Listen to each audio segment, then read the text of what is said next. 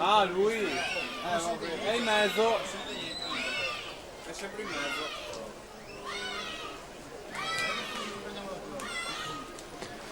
Sofia Bissesti 1:20 e 25, si aggiudica la terza serie alla partenza, la seconda serie